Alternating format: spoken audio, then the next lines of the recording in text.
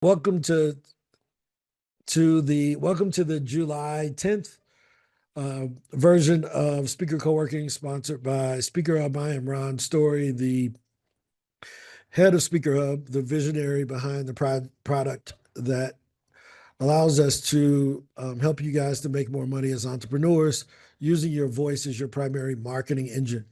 I'm always joined by Angela Lewis, a lot of our lifetime ambassador friends. I think we got to get rid of that whole lifetime thing and just start calling them ambassadors. I think that they're the appropriate ambassadors of SpeakerHub. Why? Because it's the commitment that you all make to yourselves that allows us to make a bigger commitment to you by committing to being, using our products and services.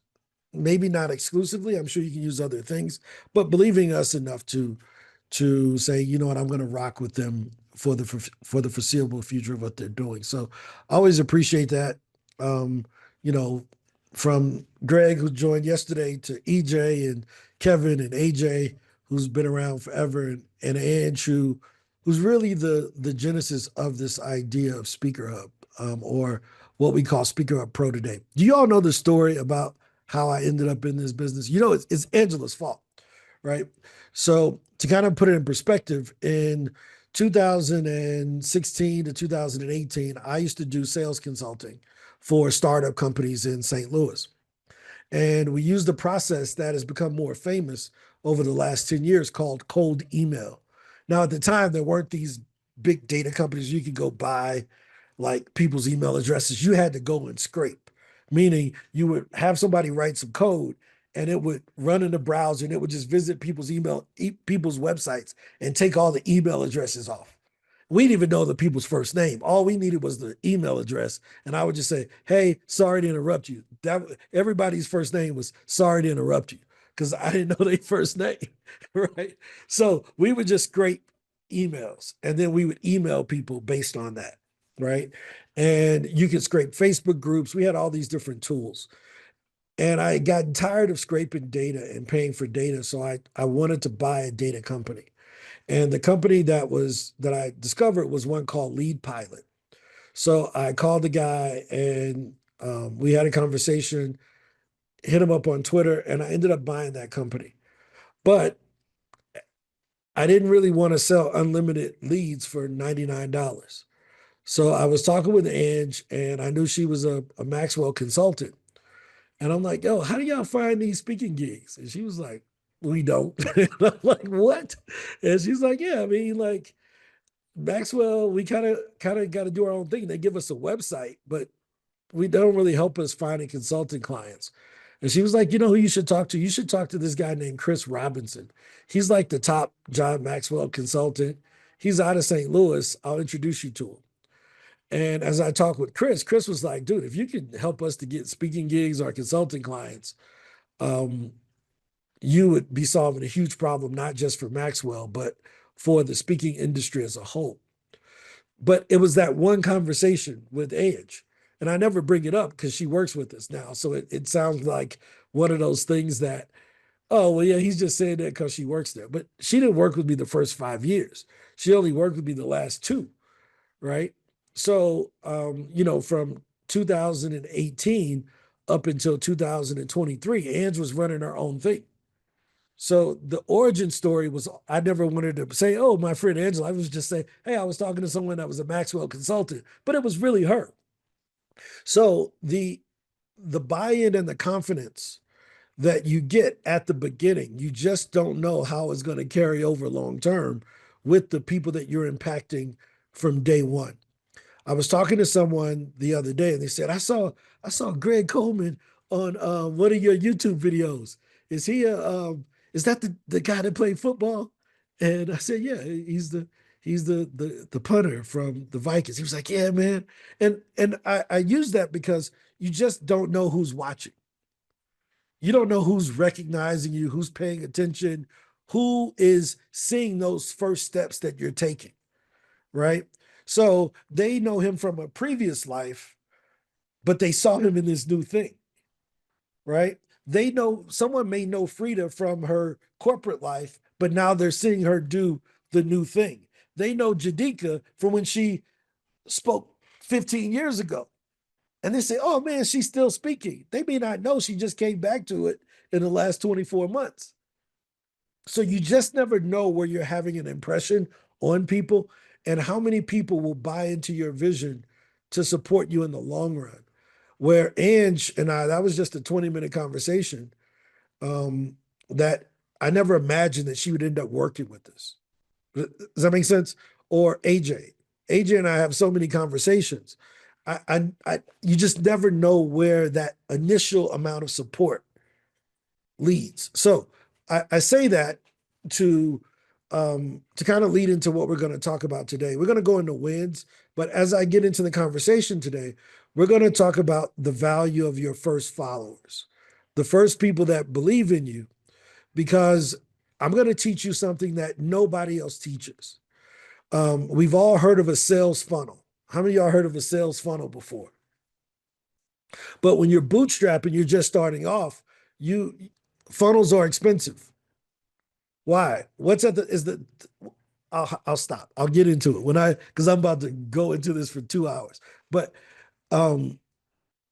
let's talk about wins. Any wins since yesterday? Let's get into that. Anybody have any wins since yesterday? Yeah. Go ahead. So my wins have been for the last 2 days. I did 2 speaking engagements back to back in my city. Later today, I Incredible. have a podcast I'm going on, and I had the NAMI chapter of New York and New Hampshire both reach out to me, asking me to speak at conferences and come in for their events. So it's all coming together for me. No, that's incredible. That's a big deal, man. And keep going. Don't you know, don't stop. You got to keep going. Right? So, any other wins? Any other wins? I got a huge podcast tomorrow. Looking forward to that. Okay, what's the topic? The journey. Yeah, I think that's everybody need to listen to that when that episode comes out. Because we get so focused on the destination, don't we? Yeah, we so focused on where we're trying to go. So yeah, when it comes out, let us know, Greg. We want to hear it. It airs tomorrow. Oh, it airs tomorrow. You've already Yeah, recorded it. yeah.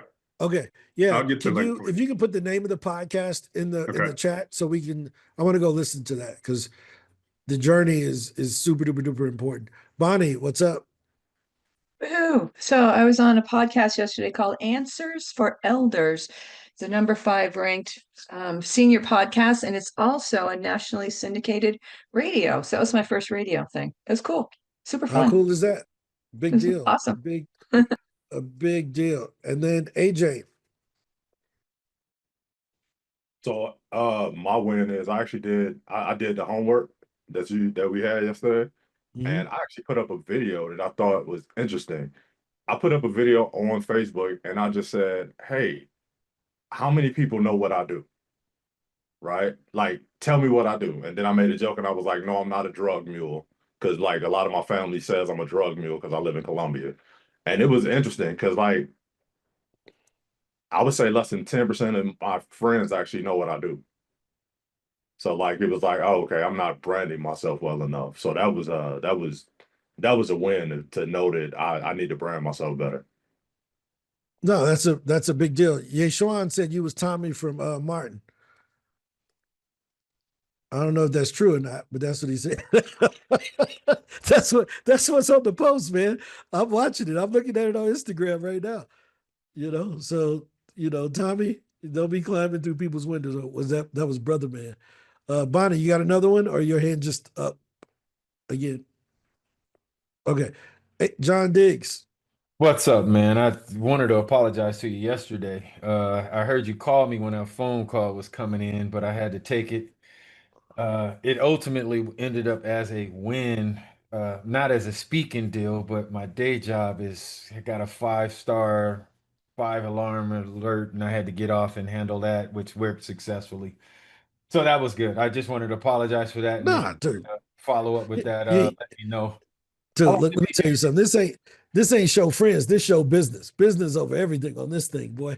If you get a call that is a good win for your side, take that call. I was just joking because it just happened at the same time, and your phone looked like a battery pack. So I Nah, thought, yeah, I'm like, he yeah, I faking got the us out. flip phone. You know, I did. I had a He was like question. this. I'm like, what is that?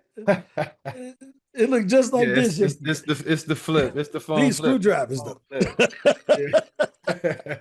But man, I was thinking about something really quick. I wanted to ask you, when we're going through and sending out pitches and follow-ups, is there a way that we can have a counter on how many we do a day on there? Yes, yes, yes, yes, yes. Okay, that Where would the be heck is awesome. Maria? I wish Maria. Y'all want to see something fancy? I want to show it to you. Because it comes out tomorrow or Monday anyway. So I'm gonna show it to you early. All right. Okay. Let's answer John's question. I'm gonna show it to you ahead of time. My team's probably gonna punch me in the stomach for doing this. Um, I can show it to you. I can show you something. Let's see. This comes out on Monday. Thinking, yeah, like you know what I mean, Huh? get caught and lost in the sauce, and I don't know how many I did. So I was like, damn, that would be nice if I knew how Yeah. many. So You know. what do you see over on the left that's new? Mm, I'm liking what I see already before Diggs replies because it says the booked in 5 days challenge. I like that one. Oh yeah, this is in the academy already. That's already in there. But Yeah. what do you see on the left that is new? the dashboard. Want to get booked. There it is, The dashboard. dashboard. Okay, This yeah, yeah. comes out Monday, where you can see everything you've done on a monthly, daily, weekly basis. Um, gives you your next steps. You can see what types of pictures you've been sending. All of that comes out Monday. You can go custom date where you want to see what's happened in the last 18 years. We don't care. Go all the way back. We'll show you what it looks like on a daily basis. This comes out Monday. This was designed by you guys. If you've been on for the last few months, you've seen us bring this up, and Maria has demonstrated a lot of different versions of this over the last few months. So I'm going to show you the one that is actually filled out because um mine isn't filled out, but I can show you one that is what it looks like with all of the data and things of that sort. So you be able to So track how many you did per day, it looks like. yeah, you can track everything, not how many you did per day, how many you did per year, everything. So when it actually has some pictures in it, it looks like this. So this is 1 month. This is what you did this week. You see that? Monday this day, Tuesday that day. And it shows you in color coding which ones you're using. We also used a lot of the accessibility compliance things, thanks to, shoot, he's going to kill me, Michael, that works with us on those things so that we can make sure that everything is color coded for people that are red, green, colorblind like myself. Certain things are hard for me to see, but this is the weekly one, and then it even goes into quarterly and 1 year. You can see 12 months at a time. So we tried to think through all of this, like what's your all-time pitches, right? How many of you sent since you've been with this? I know say Ron was in the lead with like 7,000 pitches sent as of last month. But yeah, so we're working on this. Will be live on Monday, right? Nice. And you'll be able to. So yeah, you're right on time with asking about it. It will be live on Monday. This will be the new dashboard that you will see at the Cool. top of the page starting next week. Also, you'll see some new graphics and different things on how we celebrate the leaderboards, winning trophies and other things based on your performance. There's a new badge option where you'll get badges and things of that sort. Man, So I gotta this is tell you, coming. This is, as you saw, it was live in my dashboard. It will be live for everybody starting next week. Here's what it looks like on mobile. I gotta tell you, man, it's I think I've been on with SpeakerHub since what, early January, I think, or Yeah, somewhere in you January, started man. coming on the calls in December, and you joined Lifetime in January. Just the evolvement and the improvements you made since I've been here. It's truly remarkable, brother. You're doing some amazing work. I'm so excited to be a part of the team. Thank you, man. No, no, this is Keep it incredible. up. Thank you Keep it so up. much. And Keep it up, brother. Motion. Back to second the motion. oh, yo, high five. I mean, our team works hard, and yeah, we had like a little screaming match about an hour ago because I'm like, dude, what are we doing? And you know, here's what we say on our teams, and this is just for you all. I think you understand that. My favorite types of employees or teammates are people that have played sports. Why? Because I know they've been coached hard. You know, if you've played any high level of sports, somebody done called you a name and screamed at you and just got you into gear. It's not that they're degrading you, is that it's kind of that, okay, I'm not at the pace that we should be at.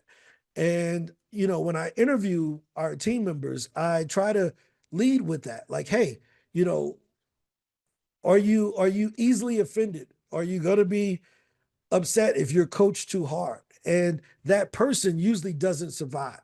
Now, some of our team members, they're still, you know, not as tough as I would like them to be, but they're getting better.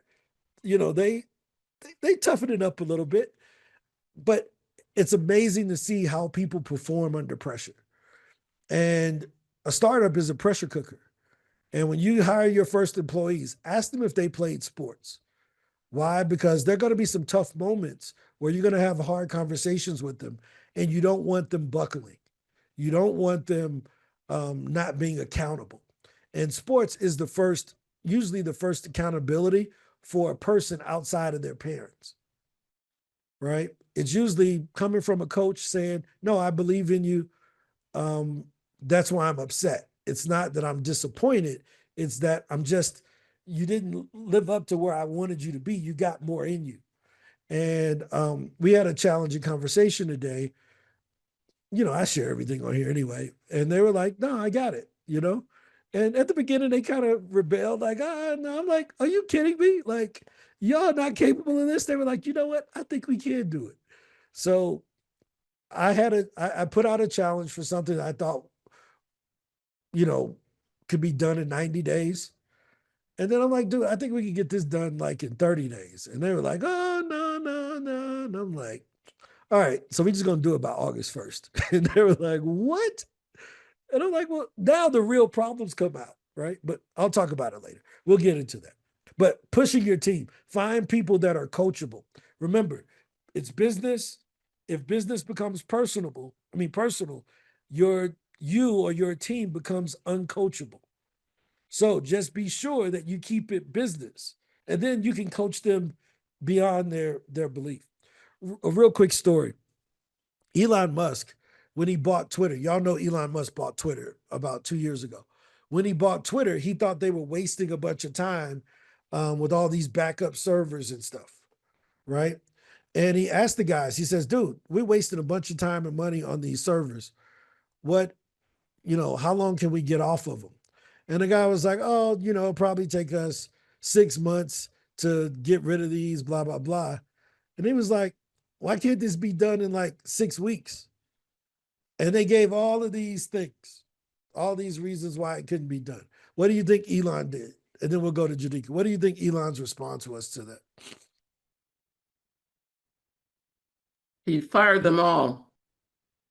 He fired them all? Okay, that's a good guess. He probably shut all the servers down that week. Right? Okay, that's a good Probably guess. said, figure it out. Figure it out, right? So here, I want to share this because I think it's a great story in leadership and determination. Gustavo is on our team. He says, Ron, you just force things to happen. And I'm like, yeah, that's my job. My job is to force things to happen.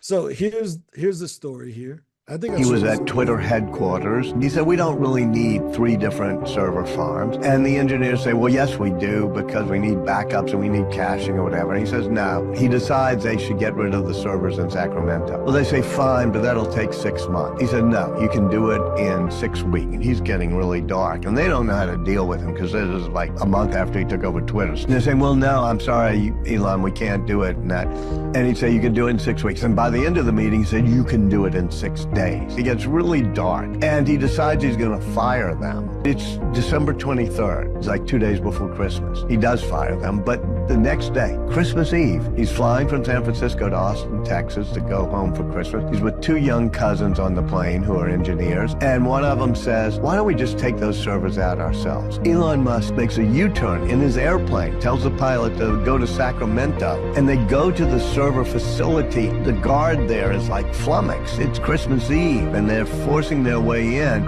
and Musk turns to his bodyguard and says, do you got a pocket knife? The guy goes, yeah, and cuts the cable to the servers, and they got rid of that server farm in Sacramento. But it's why 80% of the people who worked at Twitter when he took it over are gone. Right. And we ran into that issue. In the old SpeakerHub speaker page, we had a company that was working with us out of Poland. They refused to meet with me in my time zone. So I would have to stay up at 1 a.m. to meet with the leaders over there. They were all outsourced. They were charging me twice the amount that I would pay a developer in the United States. I couldn't log in to change a button in my own software. So I carry a set of vice grips on my desk that I show off all the time. And this is actually a gift from the previous owner of SpeakerHub, because I had another set, but he gave me this as a Christmas gift to remind me of the lesson that I taught him, that you just can't afford to have people have your nuts in a fucking vice. And but this company had us in a vice. They were charging us an enormous amount to make a button change, right? And the thing that one person on our team built over the last 6 months, one person by himself, they told me it was going to cost $160,000 to do. And I'm like, y'all out of your minds.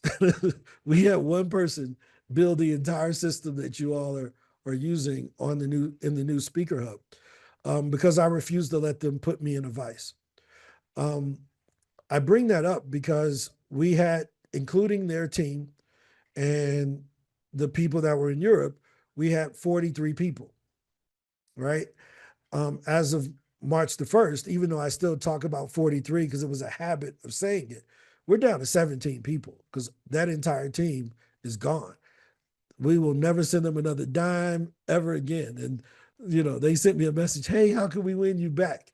I ain't even responded. You dead in my mind, right? But it just shows that as the visionary of the company, it's your job to know what's in your best interest and to not let somebody on the outside tell you what's in their best interest. Those people who said the server farms needed for another 6 months, he was protecting his job. Does that make sense? The people in the plane didn't work for Elon. They're like, dude, I ain't got nothing to lose by telling you the truth. We can just cut this stuff ourselves. Right? So find people that are around you that don't have an ulterior motive, that are not looking out for themselves. Does that make sense? So I'll give you a great example of this. Nobody on any of our calls will ever say that I sold you into SpeakerHub. You can come on these calls every day. We do them for free, open them up for everybody. We ain't pressure sold nobody. Why? Because everybody else is high pressure selling, and they'll tell you that their thing that may not be in your best interest at this time, you need to get it tomorrow or you're missing out. Well, no, that's in their best interest. That's not in your best interest at all. Does that make sense? That's in their best interest. It ain't in your best interest to do something ahead of time and put yourself in debt and not know how you're going to use it, or maybe not even trust the company. That's in their best interest. So we always wanted to be making decisions as if someone was selling to me, if that makes sense. So understand that you're in control of your company. Don't let someone else tell you what your vision is and how you're going to do it. Man's most incredible right is the right to change his mind. So if you're going down a path that you think isn't right, change your mind. Be willing to switch. If you're dealing with a vendor that isn't serving you properly, get rid of them. Find someone else. If you're dealing with an employee that isn't doing what they need to do, you just got to deal with it. It's hard. It's one of the hardest things I've ever did was having to let go of team members. But you got to do it because your vision is what matters the most. So, all right, Janika, and then I'll get into my story for the day. What you just said is perfect timing, but I didn't even think about that before you just said what you said. I was just following up behind John, which ties into you have rubbed off very well on me. There are people who are trying to do things I call similar to what you are teaching and sharing with us. And it goes back to what you said about being able to recognize what's in your best interest. Mhm. And for me right now, when people come to me, like you said, if you cannot actually show me the work you're doing, then I can't participate in your program. So those are my qualifications and those are my requirements now with anybody marketing to me. I need to see your results because as I've always been saying, I'm not interested in theory. I'm interested in application, and application is based on the work you can show me. So you have rubbed off well. Thank you for that because it's saving me a whole lot and moving me forward. 100%. High five. I think that there are a lot of people that are teaching social media and all these things, and they don't do it. It's like, dude, how are you a social media expert and you got 2,000 followers? What? Our cat got more than 2,000 followers. We don't need no social media advice from you, right? Jasmine, what's up? Yeah, try working for a heavyweight champion of the world who trains like mad, and every time he goes to a fight is life or death. I mean, our current theme that ran through our organization is no excuse, just results. Yep. You know, and you just every day, I can't go to Lennox and say couldn't go to Lennox and says, well, I can't do this. You know, I wouldn't even dare go into him and say, I sit and I figure it out myself. Then I kind of get his endorsement on it. Well, 100%, 100%. So I think that that's really important as we're developing leaders. I think that that's what we all are, and that's what we all will be doing. We are developing leaders who are developing leaders. Does that make sense? In our team. And I want to talk about sales funnels because Hey, we Ron, hear Ron, before you go there, that statement that you made, the most incredible right is the right to change your mind. Did you develop that? Because I want to give credit where credit is due because I'm going to use that. That's I going to don't be a know part who of my developed it. DNA. That's what I Oh learned my that God. years ago, but Google it. I think That's awesome. let's Google. Okay. Let's see who said it. Let's look it up. It wasn't mine. Somebody taught it to me. Most incredible right is the right to change your mind. Let's see.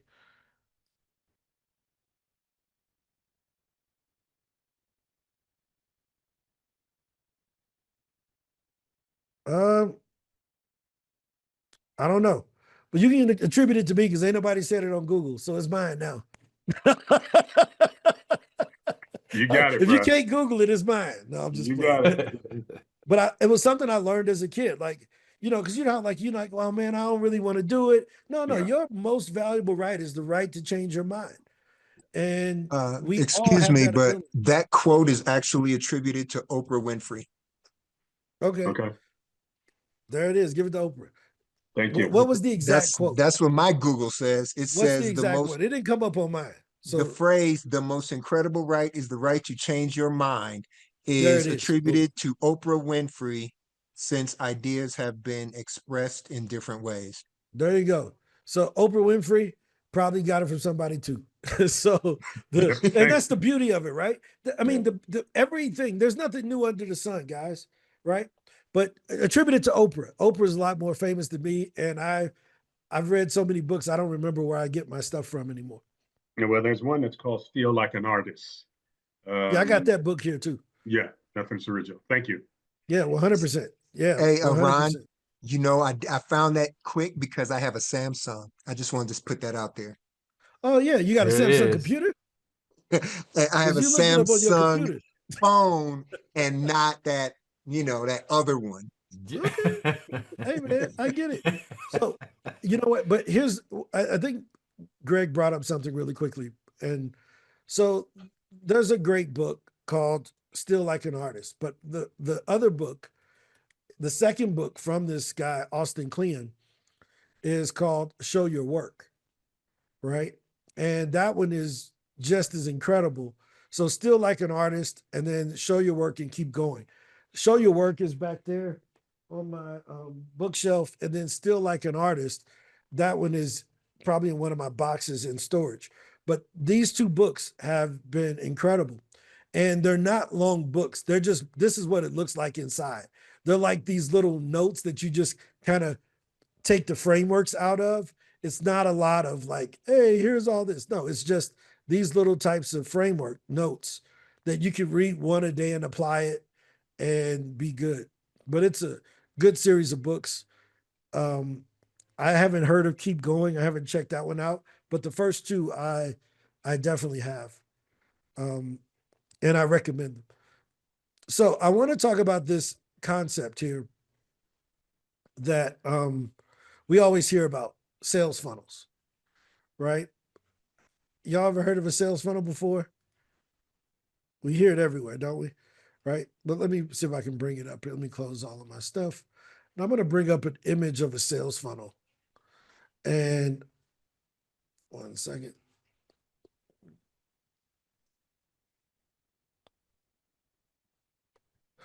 All right, here we go. Right? So I'm going to show you the flaw in the sales funnel for a bootstrap person. Right? So a sales funnel looks like this. You put a lot of stuff in at the top, and the further you go down, a few of them make it to the bottom. Does that make sense? So you start with, hey, I do this thing. You tell people about what you do. And then you get those who are interested to raise their hand. And then you try to qualify them in some way, right? And then you negotiate whether they want to buy it based on price and features. You close the sale, and then you got a customer, right? But that sales funnel isn't the full picture. There is the hourglass that you've seen me show before, where after you get the customer, now you got to retain the customer and get them to buy more, so forth and so on. You've heard me, you've seen me show this before, right? So what I've learned is I think people are building their businesses the wrong way, right? I think that what you do is you fold that thing together. You see this hourglass thing where the top part and the bottom part, what if you could fold it and start right at the tip?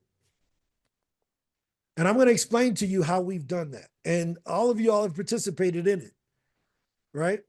So we sent out an email to our current customers at SpeakerHub. And the first thing that we offered is that we wanted first adopters. So we said, we'll give you this great deal if you get a lifetime plan. And I think at the time it was like $2,000. Like it wasn't even that expensive, right? But if you were back in the Kevin days, Kevin may have gotten it for $97 6 years ago, right? I mean, at the beginning, it was, I needed people that believed in me, and I didn't have a bunch of money to put into just telling people about it if they weren't going to buy it. So we said, look, there was no web page. Brian Olds over at Black Speakers Network sent out an email saying you can get access to this thing that was in a video for $97. You couldn't even log in to try. I had to manually set you up. Like there was no way, you know, you could sign up for Facebook.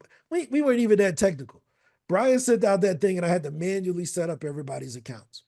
But what I knew is that if they saw it when I got them on the call, they would tell other people about it.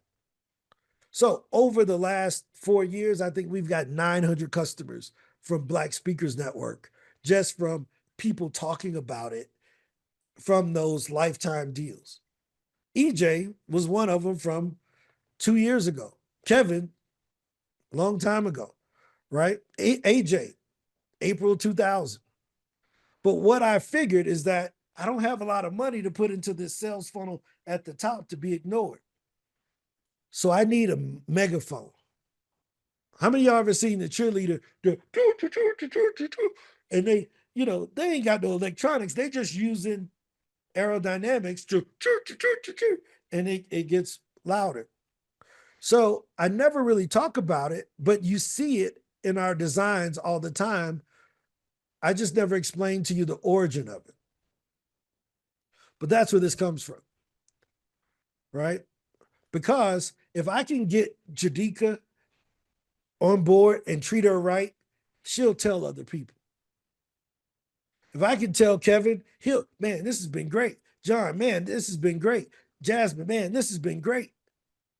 Why? Because once you see results, I'm a firm believer, you don't have to pay people who've already won with you. We tried this whole affiliate program, paying people 30% and all of that. None of those people ever used our software. But they wanted 30% to present it to their people. And I'm like, but you ain't never used it. How could you honestly present something? But for the people who have used our stuff, they never asked me for it. Ron, I'll tell 4 more people if you give me half of whatever they pay you. Oh, I just know that person ain't never used our stuff because they don't believe in it.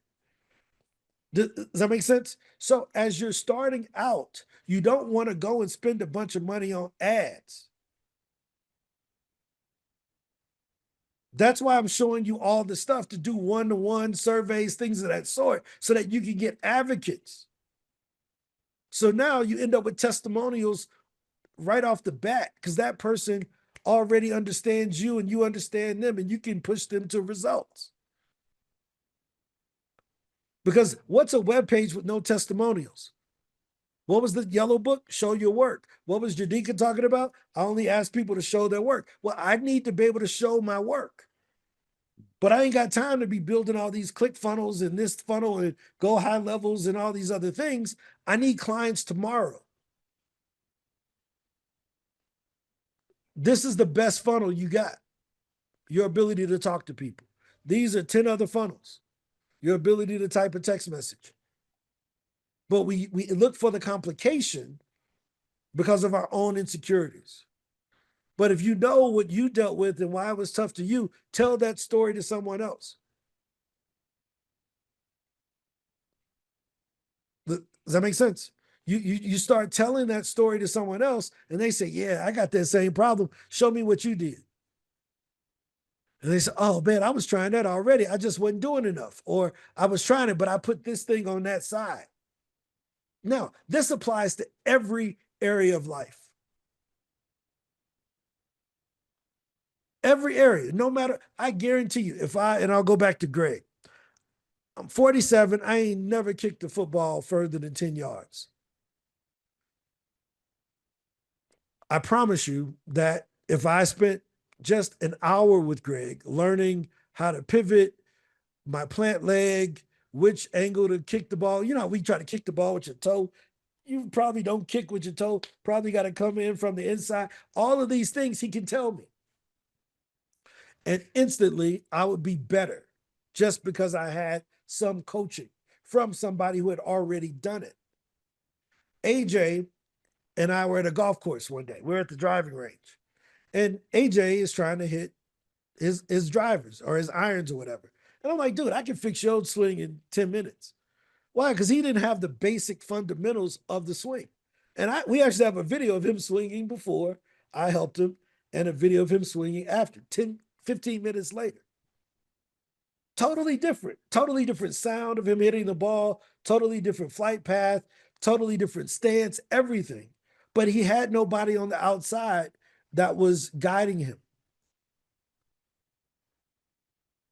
we're in the era of coaches who don't want to know their customers.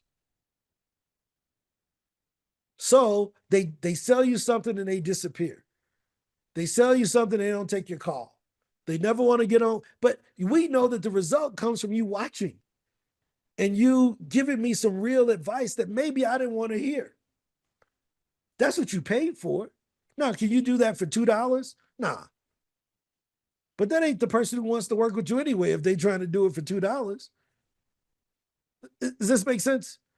So when I have our clients that come to us and they say, well, I just want speaking gigs. And I'm like, cool. Who do you want to be down the road? Well, I want to be this person, that person, this person. Cool. They use something called the speaker flywheel. Well, I don't want to do that. I just want to do that. Cool. Tell me your 5 favorite speakers. They name off their 5 favorite speakers. And we ask, how many of them have you heard speak live and in person? 1. Cool. So how you know about these other people? What if they only had the attitude that you had, that you only wanted to do live and in person? They wouldn't be your favorite speaker. But they had to reach you in some other manner. They had to invite you into their world in some other manner. They had to be relevant to you and get their story and their origin story to you in a manner that made it where you felt like they could help you. Frida and I had a conversation where she had purchased a version of SpeakerHub that wasn't appropriate. My first thing was, you never have to worry about not getting your money back. We're going to go ahead and refund that. And she says, but what should I buy? So we walked through what she should have bought. She said, well, just give me that. Don't even send that back. Just send me the bill for the difference. Now, most people would have argued with her with the email. This is non-refundable. This is that. They would have fought with her over email, not gotten on a call. None of that. Now, imagine if I did that. Not only would I have lost a customer, I would have lost my reputation. Because you think she gonna ever advocate for SpeakerHub if I'm on email telling her this non-refundable, you can't get it back. I know you bought the wrong thing, but that's your fault. She don't want to hear that. But I would have missed getting her into the thing that she wanted, which was more profitable for us. So both of us would have lost. Does that make sense? So that ability to get on the calls, that ability to have a phone call in a world where it is Android versus iPhone, and everybody's proud of their ability to have a phone. I don't even know why they call it a phone anymore, because the phone is the least used app on the damn thing. I got to send you a text message before I can call you nowadays to get you to pick, hey, you free? Right? Before you would even, hey, I'm going to call you in 5 minutes. It's like a warning system, because everything we do on it has nothing to do with the telephone. But that is the magic ingredient. Your ability to hop on a call with a school teacher, with a principal, with the business owner, with the HR developer, with the potential client of yours, or someone that can refer you to someone else. Remember, I had a conversation with Angela. She didn't say, email Chris Robinson. She said, here's his phone number, text him, call him.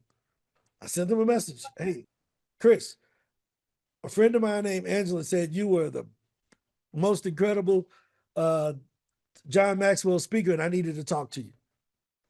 Chris said, hey, I'm driving. I'm going to call you in 10 minutes. Cool. Now, what did that mean? What did I learn from that conversation? Instant credibility. Yeah. From who? From Angela. Yeah. You see that? That's the sales megaphone. That's the megaphone. Right? If I said, hey, call AJ, and the person leads with, Ron told me to call you, that phone call is getting taken. Say Ron refers me 5 people a week, something like that. I'm taking them calls. Why? Because say Ron understands what we do. She put me in a group chat on LinkedIn. Yep. Hey, when y'all want to meet? Y'all want to meet today? Because I know say Ron has a history of knowing what we do, but referring people like say Ron. She's never asked me for a commission. She's never said, well, you give me a little bit, I'll tell more. No, because I've already given her enough in goodwill in doing the thing. How many of y'all ever heard of Coca-Cola? Everybody, right? Do you know that the brand name of Coca-Cola is worth more than anything else in the company? Just the goodwill in the brand name. Just the name alone is worth more than most companies. Just to be able to use the name Coca-Cola. If they came out with Coca-Cola Orange or Coca-Cola something, you trust it because it says Coca-Cola on it. So what is brand when we talk about business? It's your reputation. So when everybody's saying, I want to build my brand, that's really the wrong approach if you're trying to show off to people and have a great logo. If we take it back to what it really means, I want to build my reputation. That means going to individuals and building trust with them, and enough trust that they're willing to risk their social credibility to tell somebody else. Ange didn't have to introduce me to Chris, but because she trusted me enough, she did. Brian didn't have to introduce me to Kevin and to BSN, but because of the conversations we had prior to the email, he did. Does this make sense? I didn't have to let John speak at Pro Speaker Summit, but because of all the conversations we've had, and I know how he shows up and the discipline that he has around mind mapping, I was willing to introduce him to our audience. He didn't, if he sells 18,000 courses to that group, I think we sent out the emails of his registrants this week. We ain't got no affiliate agreement. It's his. I trust him. I want him to win. Go. Odell sent me an email, dude. Why you send me all these people's names and phone numbers? Well, these are the registrants. Wait, what do I owe you? Nothing. Are you crazy? You don't owe me anything. This is the goodwill. Do you see that? How are you building that? We got to do it one-on-one with our customers, but also putting out content works. Boosting that content to get to more people, inviting people to a phone call, not just click a button and buy. Hop on a call. Come talk to us. Let me show you how good what I offer is. It's a huge difference maker, right? We'll open up to some comments. Jasmine, is this making sense, guys? That you want a sales megaphone. You don't want waste all this money trying to get 1,000 people to listen to you when you're ignoring the people that are already in your phone that have some trust level for you already, that's willing to introduce you to other people. It's not sexy, I know. It ain't the sexiest thing. It ain't nothing you can get kudos for, but you can get paid. You can get paid from it. Jasmine, did you have something? Hands didn't come down from the first time. No. Okay, sorry. Go ahead. Yep, Lawrence, go ahead. Yeah, so what I was gonna say was that something you brought up about building up a good reputation in your brand is I've been using the speaker QR code to not only get testimonials from people at the audience, but also from the event host. So when I go to other events and they want to know, okay, where have you spoken at? What did they say?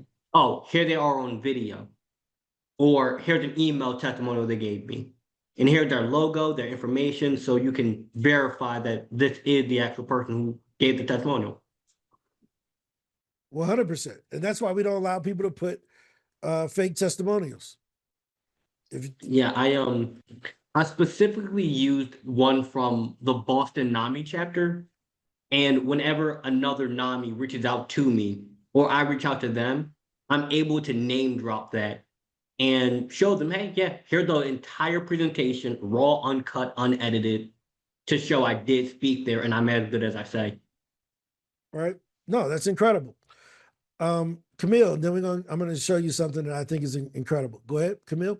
Another example, I was invited to speak on a podcast. It's called She Supply Chains, and it's hosted by these two supply chain VPs. And after the conversation, first of all, she told me mine is the most popular one, so that's great. After the conversation, she wanted just to have a talk, which I thought was just a talk. But we talked about her career. And she said, is it okay if I put something online about you? And she put this fabulous testimonial on LinkedIn about having this coaching call and how insightful it was. And you need to go check out Camille and her website and everything that she's doing. And I didn't ask her at all, but just from the value that she got from the conversation, she, put that out, which I certainly appreciated. What if, right? The theme of this year's summit, the question I asked in every talk was, what if? Like, what if somebody wrote something nice about you every day? What if one person, say Camille meets with 5 people a day, what if one of them just made a dope post about what Camille is doing?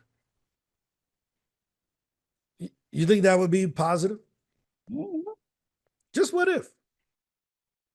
Right? What if we had one impactful conversation that gave the person everything? See, here's what people say. Well, if I give them everything I know, what they going to pay for? Well, it sounds like you need to learn some more stuff.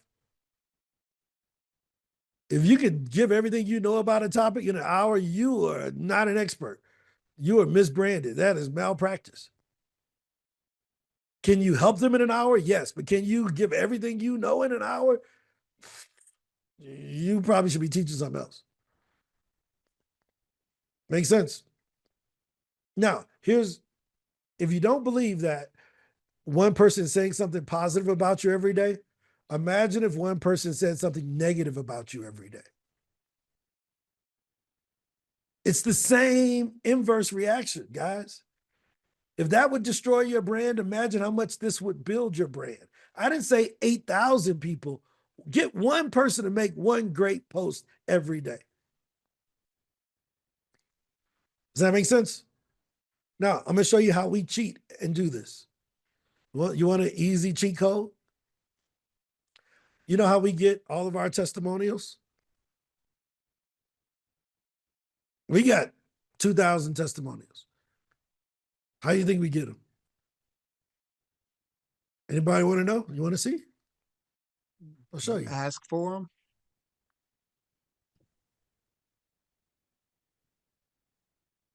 I think it is this. Let's see. Let me see if I can type it in here. Show you how we do it. Let me go to speakerhub.com. I think it's called recent results.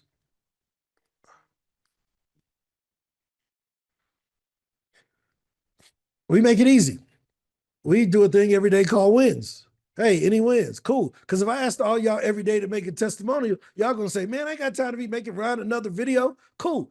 You come on here, I'm asking you, hey, you got any wins you want to celebrate? And what y'all do? Y'all celebrate the wins. And we just use AI to take them out and turn them into these posts.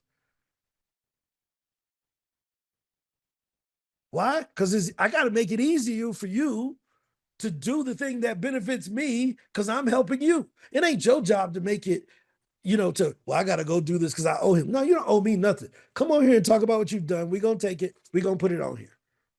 Hey, Ron, you had a 5-day challenge. I finally followed through. Maybe not as you suggested, but I still got 3 podcasts. That's Camille. I remember when she said that 2 weeks ago. Cool. Cue that up. Underdog, put that on a t-shirt.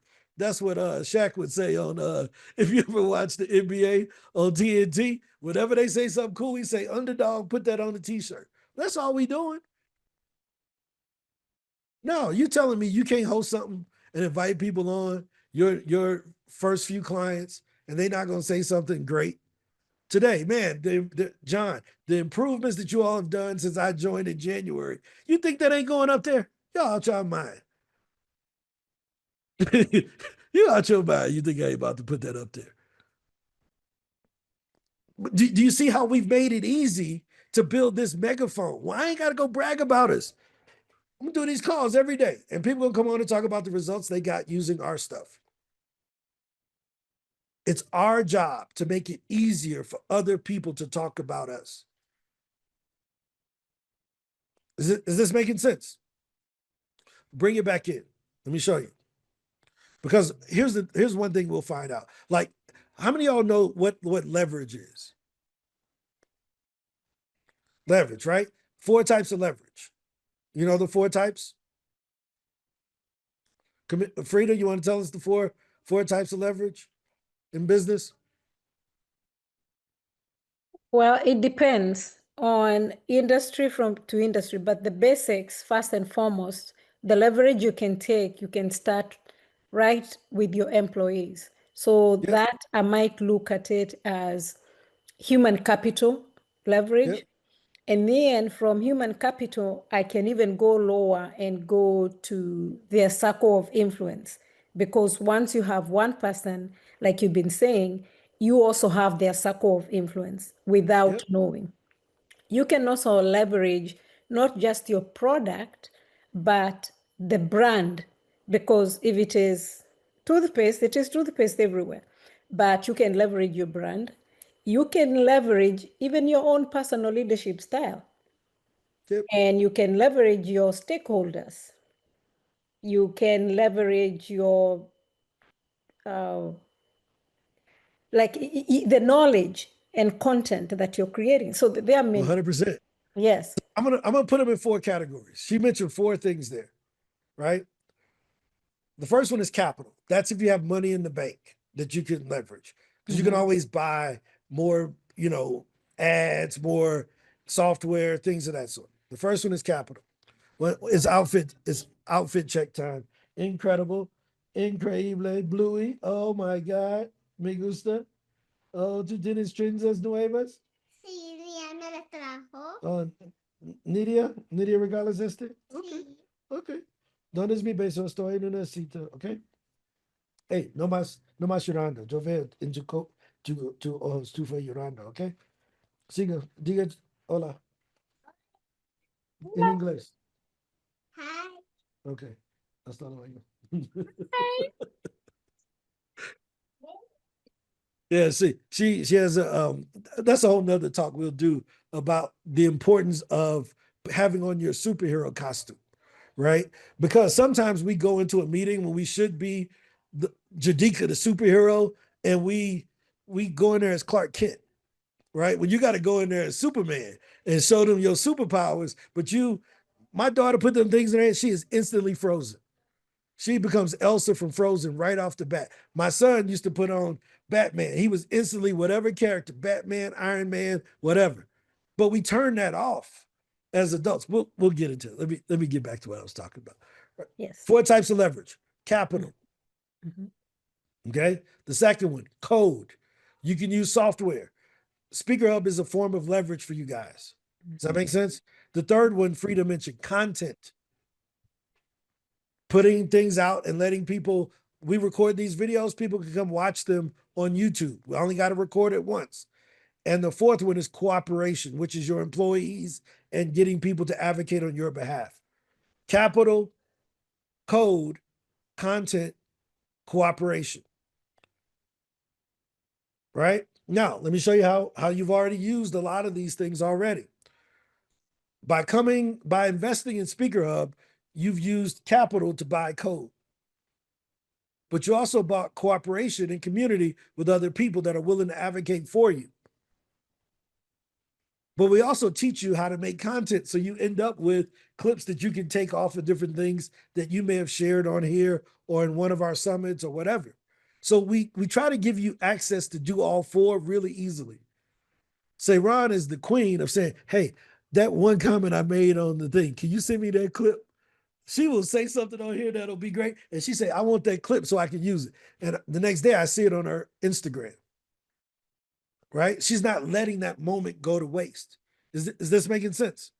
So our job as entrepreneurs is to make it as easy as possible for people to tell folks what we do.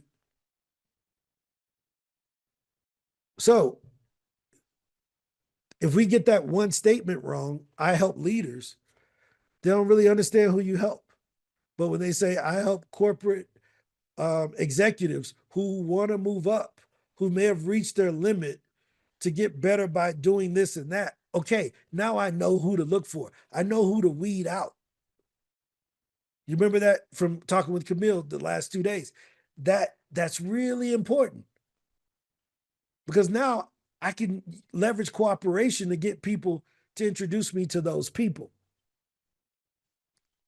But by having these one-on-one conversations, getting testimonials, figuring it out, how do I get other people to tell folks what I do? Can I talk to 5 people a day and just help them? Can I get one of them to say something nice about me? Can I get them to try it out? Can I get them a result? If I get them a little bit, will they pay me for more?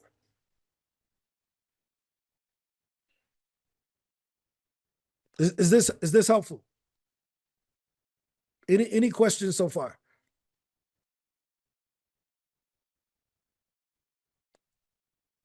You know, the one Right. thing that that kept ringing in my ear late yesterday afternoon and early this morning is really honing in on what problem do you solve? What solution do you have? Yep. And as that keeps turning in my mind, it gets narrow and narrow. Yep. You know, so, and I don't know what put that in my mind, the conversation that we had yesterday, but yeah. So yesterday we were talking about that, whether you're solving a consumer problem, a business problem, or something in the middle that could be both, right? And the reason why I bring that up and why I brought it up yesterday is because we were the person we solved the problem for first. We were all our first customers.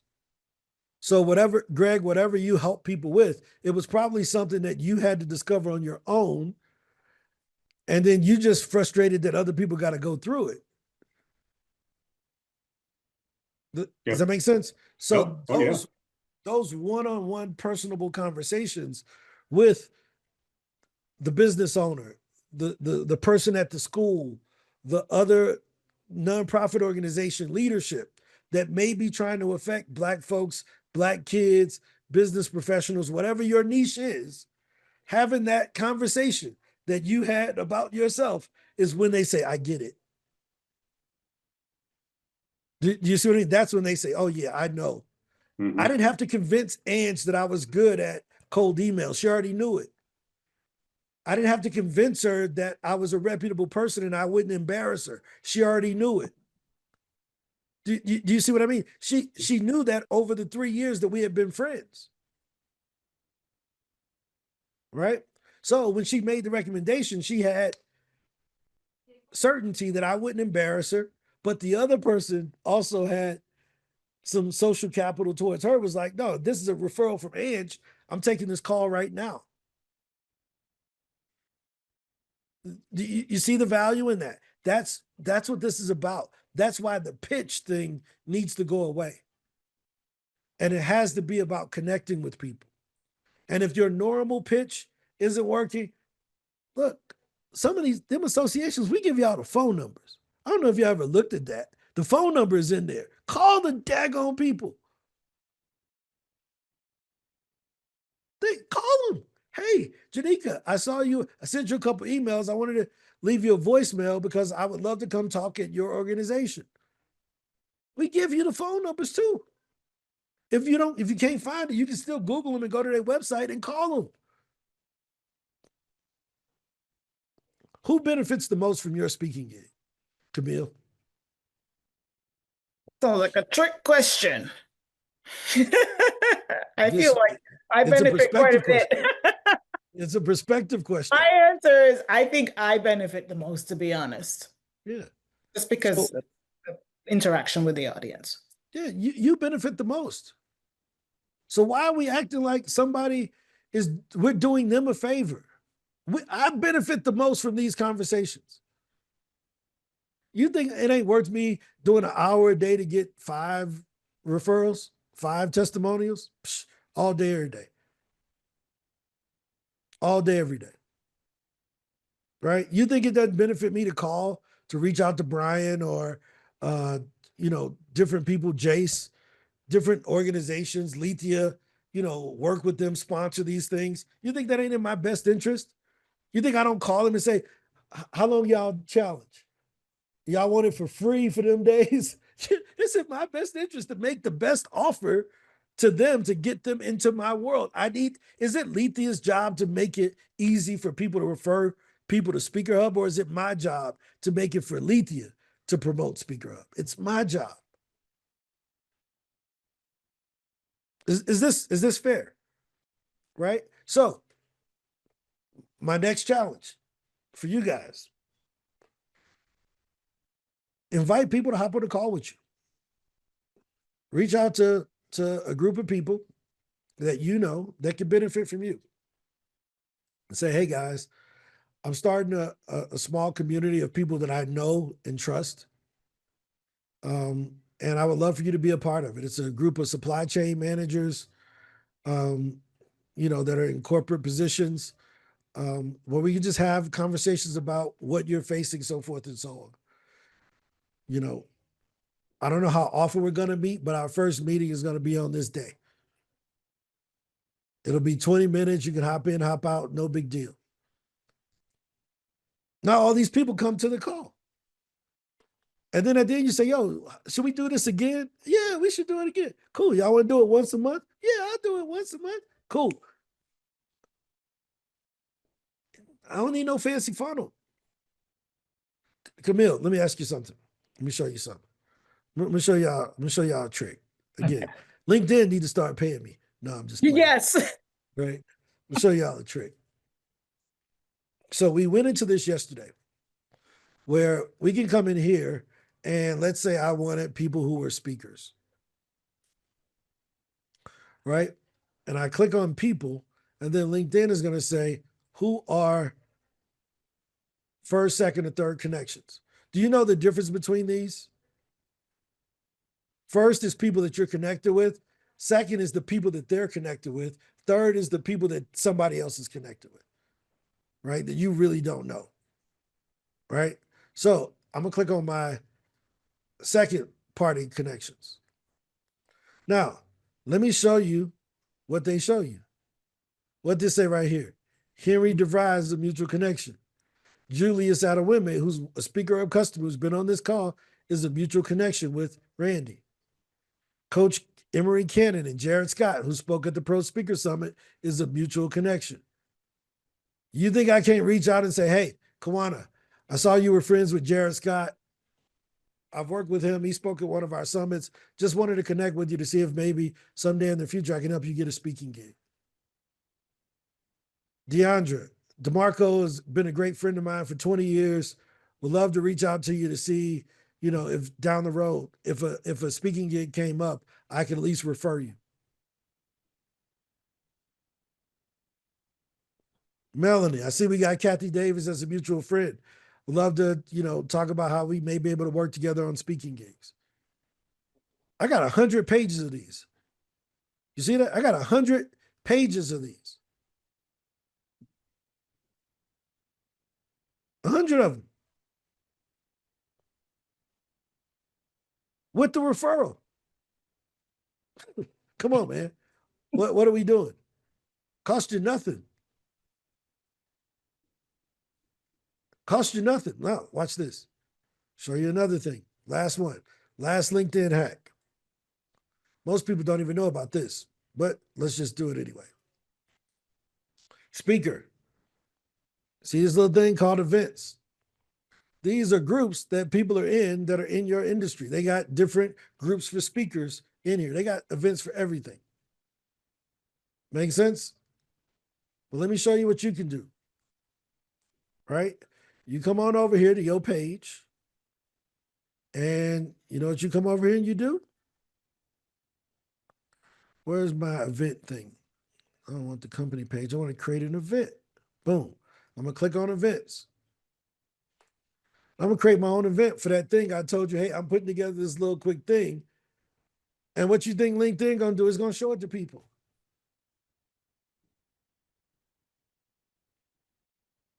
It ain't that hard, guys. I ain't going to teach you all these ad stuff and all that. That ain't how I built the business. I built the business off of one-on-one conversations. I create an event. I put in what the topic is. Is it online or in person? I put it in there. And then you know what I do? I reach out to those second connections. Hey, we're having this event on this day. I don't know if you're interested, but come on out. Makes sense. I started a group.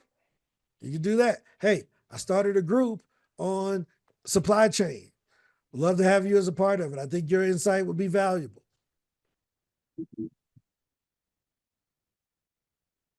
Make sense? That's ours. We got one person, Johan. You know what Johan does? His only job on our team. He's our intern.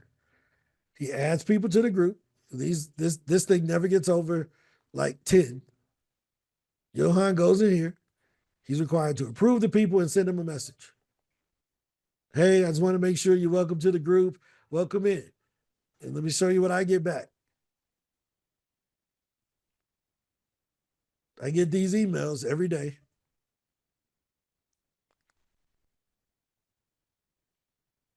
Let's see. Let's see if I can find one. Hey, thanks for letting me in your group.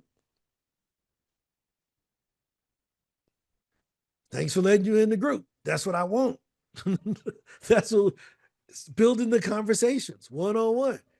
Now, Johan had already reached out to her too. Do you see this? There's enough relationships out there. Most of y'all ain't trying to make $1 billion. How many people will be just solely disappointed if they netted $10,000 a month in the next 12 months? You would just be like, this is the worst day ever. Net, man, all I made after I paid all the bills was 10 grand. This sucks. This is the worst. You telling me there ain't 20 people that you can provide $500 worth of value to on earth? Now, the question is, how many people are you willing to talk to find those 20? Most of us ain't, I want to talk to 21 and get all 20. Well, you're an idiot, right? That ain't how business works, right? Steph Curry, I was listening to a guy talk about this, how I ain't got to go to Steph Curry. Greg, we're going to use Greg for this. As a punter, place kicker, you're a punter or a place kicker also? I did both, but my profession was punter. I think I was a better place kicker than punter, but that's another whole story. And how many days a week did you all practice?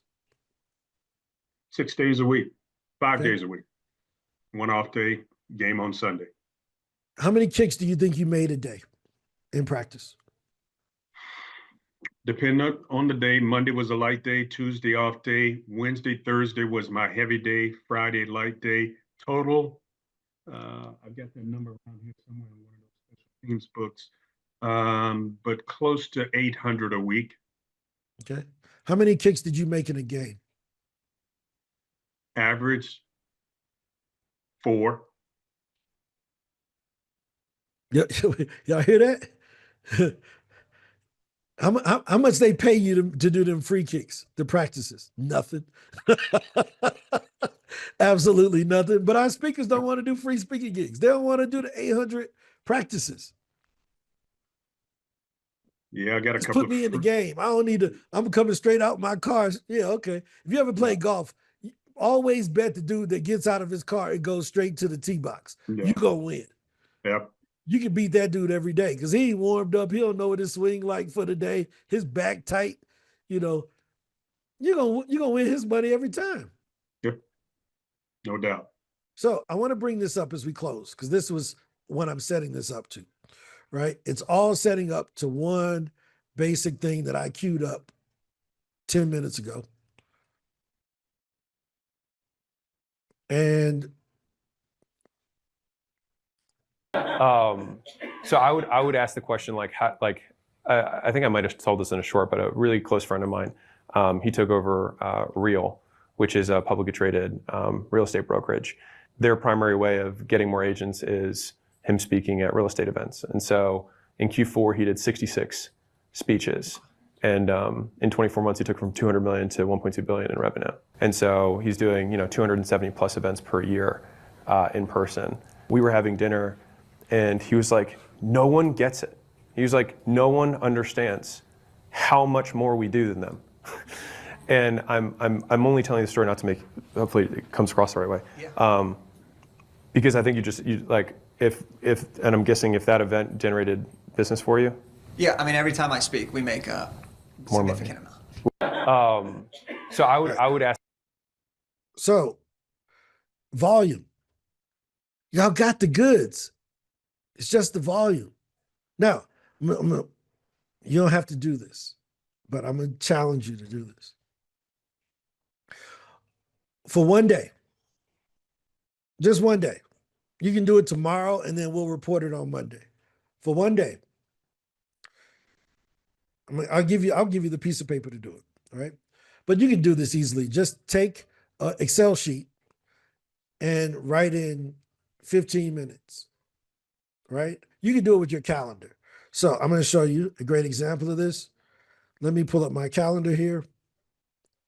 You can see today I have nothing on my calendar, right?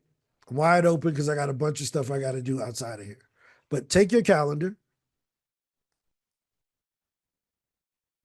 and put in what you did every 30 minutes. Tomorrow, when it's 1:30, write in what you did for the previous 30 minutes. When it's 2 o'clock, write in what you did. Start at 8 in the morning, whenever you get up, and just mark out what you did for the day, right? Once you do that, there's no judgment. Once you do that, go back after you classify it and just put an X next to everything that would be considered you were promoting the business, not learning, not getting better. How much time did I spend telling somebody about what I do? That I'm a speaker, that I'm a coach, that I'm a consultant. How much time was spent telling people what you do? That is called sales activity. What we realize is that we are in product development all the time as speakers and coaches. We developed a product. I'm learning this. I'm watching that. I'm learning this. I'm watching that. I'm doing this. I'm doing that. Blah, blah, blah. Cool, cool, cool. We ain't spending no time doing sales activity. Why? Because I know how long it takes to send a pitch. And for most people, SpeakerHub is their only sales machine. So I can just look on there and say, okay, this person sent 66 pitches this week. They spent an hour this week total, maybe 2 hours promoting themselves. Out of the whole week, they spent 2 hours talking about what they do. Now, I know there's some room in there for follow-ups and all those other things. Cool. But I know how hard it is to sell. And I know how stressful it is to get on the phone and have to deal or send emails all day and doing all of that. It ain't the funnest thing to do. But that's where the donuts are made, guys. But you know what I do, Ron? I me 5 different form of telling people about my business. One is SpeakerHub. One is interacting either with follow-ups or podcasts or others. So I categorize that I have to complete 5 different forms of telling people about my business. So SpeakerHub is one part. Sometimes I spend a longer time in SpeakerHub because I realize, you know what? My calendar is full with podcasts. I've got to start now filling up the next month with, reaching out to association and conferences and stuff like that. So sometimes it 100%. might seem less on SpeakerHub. No. Well, I'm not, this wasn't a judgment. It was just to say that I know that for most people, this is their only sales platform, right? So going on a podcast is telling people that I was on a podcast. What was I doing? I was talking about what I did. That is counted as an hour of selling. Does that make sense? I was on a phone call talking about how do I talk to Black Speakers Network, talking to Brian, how we can put this email together. That was an hour of me selling. But most of the time, our primary function for entrepreneurs is not spent selling, but we don't have the rest of our day filled up. So we spend it learning, but we don't need to learn no more. We need to promote more, right? We got to tell more people what we got. No, I ain't here to judge, but I could ask a very simple question. We halfway through the day for most people in the world. 12:30 Central Time, 1:30 Eastern. How many people today did you tell about what you did? You ain't got to say that. Don't put it in the chat. Don't put it in the chat. You halfway through the day, you already spent 5 hours this morning, right? How many people did you tell about what you did today? That's the important thing. Because if you can get that one person to make that post, that, hey, yo, I met with Camille and she helped me. I met with Jadika and she showed me how to do that. And the blood stopped coming out my ear because I rubbed right here. She saved my life. That is the right thing. So that's my challenge. My challenge is really simple. Look on your LinkedIn, find people that are second connections, and just say, hey, I saw we had this person in common. I wanted to tell you what I did, just in case if I need to refer you. All right? Now, how many people would deny a referral from you, Camille? Not many. Okay. So watch this. Camille, saw you did this. Would love to get to know a little bit more about you, just in case if, someone comes up where I can make a referral to you. You open to a quick 5-minute intro. Now, Oops. after I spend that 5 minutes asking about Camille, what do you think she's going to ask me? What do you need? No, she's going to say, what you do? Oh, yeah. Then guess what I get? I get to give 5 minutes telling her what I do. But if I go and say, hey, Camille, let me tell you what I do. You need this? She's going to be like, dude, I ain't asked for none of that. Just reach out and say, hey, I want to be able to refer you to someone else. If I know a lot of people in this space, I just want to connect is not a good thing. People don't care about connecting. It's not genuine. Does that make sense? But if you say, hey, I want to learn about what you do so that I can potentially refer you if someone comes up that may need your services, they're going to always take that call. Always. Because they're selfish. We all are. But to get what we want, we give them what they want. Okay, cool. I've done this 1,000 times. Nobody's ever said, all right, cool, man. Holla at you. No, they always say, man, what you do? Why are you asking this? Cool. Now let me tell you. All right, cool. I think this is the cue. It's 12:30, 1:30 Eastern. Lawrence, see you later, guys. Lawrence, what's your comment? We'll close out on that. Yeah. So my comment is that not only by being a part of SpeakerHub have I picked up on so many minor things I can improve, but also being aware of how I used to not promote myself as well as I could. Mhm. For example, I make YouTube videos, and until I joined SpeakerHub, I never said in them explicitly that I'm a speaker or explicitly that I write books. So that made sense why people weren't buying my books, even though I had people watching the video, because sometimes you have to assume that people don't know what you do and tell it to them like they have no idea what you actually do. I hope that point makes sense. No, I mean, hey, look, we got proof, right?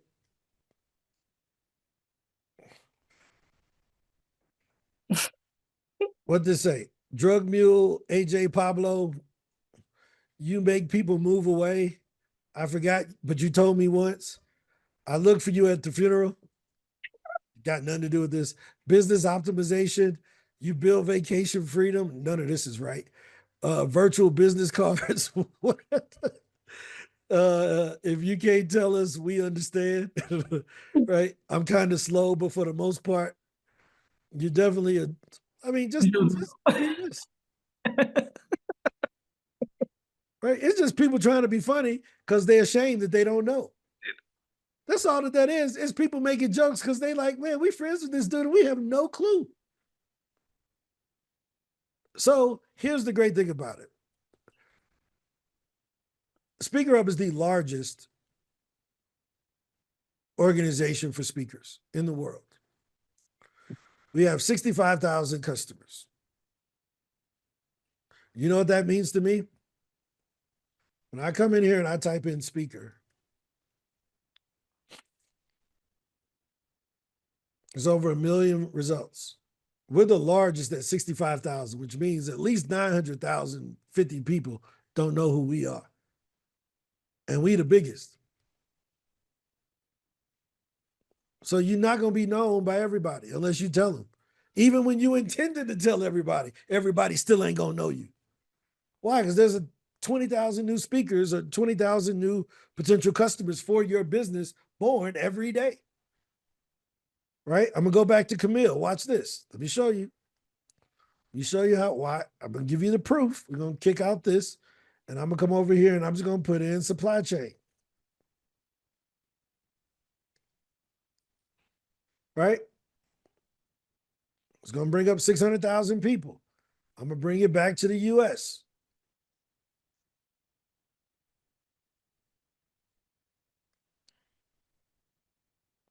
Right? And then I got this thing. Years in current position. 23,000 of them are new. Look at this. Let's kick that out. 7,500 of them changed jobs in the last 90 days.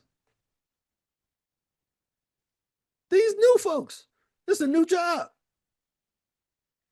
Now, let me tell you something. I'll give you a pro tip. Post it on LinkedIn. The people that's posted on LinkedIn, they ready to leave their job. That's why they posted content. Let me tell you, they tried to stand out for that new job interview. Contact these people. They are not happy. So if you see people posting content, they trying to build a personal brand. They probably looking for a coach in whatever you're doing. How many of these people we got something in common? Right? We got shared experience. We both did something that was very similar. Cool. How many of them are my colleagues? Well, we've worked at a similar company or something to that. So you see what I mean? So it's like, yo, this is cheating. Moral of the story is that there's always new people coming in. So everybody will never know every that you do what you do. So there's always room to promote and tell more people. Right?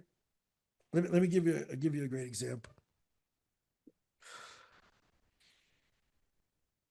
How many people here have heard of Alex Hormozy? The guy you just said. Hmm? That's the guy you just showed the video of. Yep. Linda, had you ever heard of him before? He got 4 million followers. How many of y'all know Mr. Beast? You heard of Mr. Beast, Jadika? Yeah, you see what I mean? You see, now this makes it even bigger, right? Let me show you. Watch this. Jadika like, who?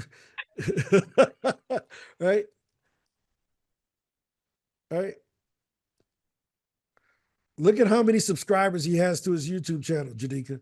You see that number? Let me zoom in. 412 million. That's just one of his pages, though. He got a bunch of other pages. Like, let me show you. That's just one. He got 412 million on that page. But he got another one too. He got a bunch of other ones. And he started just by doing crazy, goofy stuff like cutting a park bench in half and to counting how many plastic knives he would need to do it. Just doing crazy stuff. Yeah. Multi-millionaire. Might be a billionaire by now, huh? Oh, yeah, definitely. Right? But he was playing games online. He's 26 years old. He was playing games. Now, a lot of these views came from him, people going back and watching him play after they found out about him. But At the beginning, he was just doing dumb stuff, counting the number of rices in a bag, like stupid stuff like that. Right? I mean, this is years ago, but he started with dumb videos. What is Crohn's disease? He has Crohn's disease. So he talks about it. But again, a lot of this is the old stuff. He didn't start off the way he looks now, but he's been at it for 10 years. Is this making sense? This is how it starts with everybody. Imagine if he said, no, I'm gonna stick to playing video games. Well, no, dude, you got to move to where the people are. Right? And then he just started getting better and better and better. My mom found my channel. His mama had no idea he had a YouTube channel. So I wanted to show that because even somebody that has 400 and some million followers on one channel and another, I mean, he got Beast Philanthropy, Beast Shorts, Beast in Spanish. I mean, like, he got a Spanish channel where everything is in Spanish. Another 26 million people follow that one. He got Portuguese. He got over 1 billion people that follow him on YouTube. Yet, Janika had no clue who he was. And we think people going to figure out with our 16 followers what we do. Y'all out your mind. Y'all out your mind. You ain't promoting enough. This dude is spending $5 million per video. Literally, he talks about, I spent $5 million per video. And everybody still don't know who he is. Y'all ever heard that? One last thing. You ever heard of the Squid Games? The TV show that was on Netflix? His version on YouTube was watched by more people than the thing on Netflix. He had more viewers on his YouTube remake of the Squid Games than the actual freaking Squid Games, which proves didn't nobody even care about the Squid Games. They cared about him because the people was watching it didn't even watch the real Squid Games. I never seen the Squid Games, but I saw the Mr. Beast version.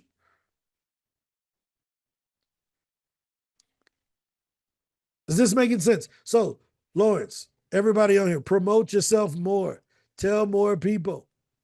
Yeah. I bet that Squid thing got 400 million views now. Real quick. Yeah, this keeps reminding me of so many things. Last night, actually, me and my mom were having a conversation. 800 million? Oh, dang. 800 million views? Oh, my God. How much y'all think he made off of that video? I'm going to watch 50 people fight. Let's do that. I want to do that. Let's read 50 speakers fight. You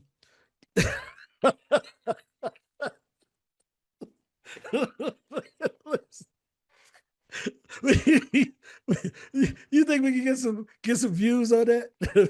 50 speakers. Oh man. You know, y'all wait, one last thing. Y'all seen that slap fight thing where these people slap each other in the head? Y'all wait, hold on. What's this? This is incredible. Let's do this. I don't think we should fight because people, but this right here, power slap. We should do speaker slap. Look at this, man. These people are slapping. Vernon. Wait, hold on. Let me show you. Watch this. Let me find this one. This one dude got slapped last week. Boy, it was so bad. He hit his face on the daggone thing. Wait, it's a black dude. There's a trick to it where you can knock him out. I don't know if it's use the palm.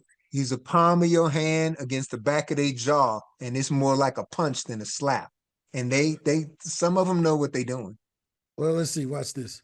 Take your time. Can you imagine somebody?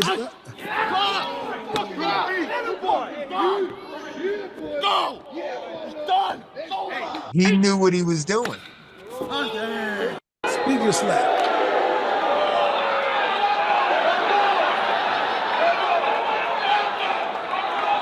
Let's see. Clap him back. Oh, they ain't even. Oh my God. Wait, I want to see the women. Last one, we'll hop on for a second. She gonna slap this girl face off. Keep that smile, girl. One. After a kiss. Keep that smile, girl. One. Keep that smile, girl.